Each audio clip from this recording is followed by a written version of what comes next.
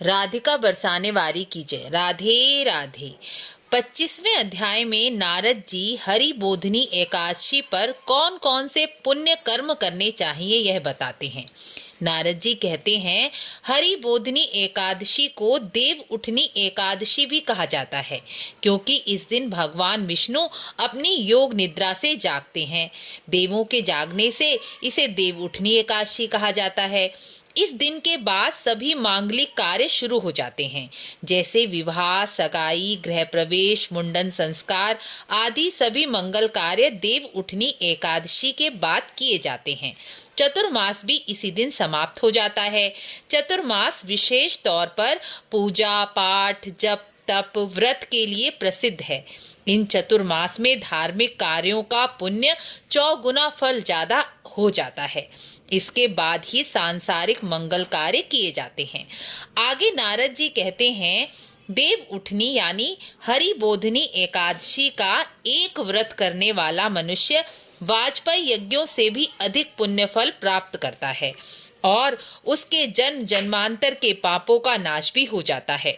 इस दिन व्रत करके ओम नमो भगवते वासुदेवाय मंत्र का जप निरंतर करना चाहिए या विष्णु सहस्रनाम के कम से कम 3 पाठ अवश्य ही करने चाहिए। इससे पूर्व जन्म के पाप और प्रारब्ध का नाश हो जाता है। जीवन में आ रही कठिनाइयां समाप्त होती हैं। हरि बोधनी एकादशी के दिन रात्रि जागरण करने वाले को पूरे वर्ष की एकादशियों का फल प्राप्त होता है।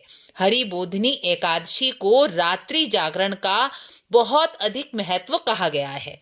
इसी हरि बोधनी एकादशी की संध्या काल में या द्वादशी तिथि को तुलसी जी का विवाह शालिग्राम जी से अर्थात विष्णु जी से कराया जाता है। जिनकी पुत्री नहीं है उन्हें विशेष तौर से तुलसी विवाह अवश्य ही करना चाहिए।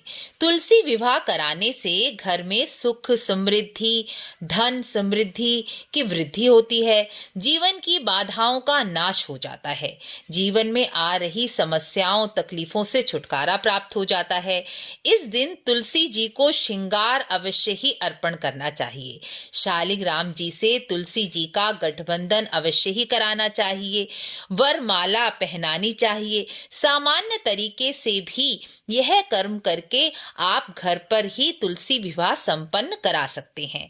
केवल भावना और श्रद्धा अपनेपन की होनी चाहिए। हरि बोधनी एकादशी से ही भीष्म पंचक व्रत भी शुरू होते हैं, जो एकादशी तिथि से लेकर पूर्णिमा तक रखे जाते हैं। केवल इन 5 दिनों के व्रत और स्नान से संपूर्ण कार्तिक मास स्नान का फल प्राप्त किया जा सकता है। भीष्म पंचक व्रत में रोज भीष्म जी को तर्पण करना चाहिए। इससे संपूर्ण वर्ष के पाप नष्ट हो जाते हैं। यदि व्रत नहीं कर पा रहे तो भी सात्विक भोजन करके भी भीष्म जी का तर्पण आप कर सकते हैं।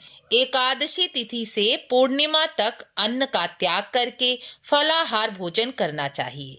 संध्या के समय पूर्णिमा के दिन ब्राह्मण को खीर, भोजन और दक्षिणा का दान करके स्वयं अन्न का भोजन करना चाहिए। इससे पितरों और भगवान दोनों की ही कृपा प्राप्त हो जाती है।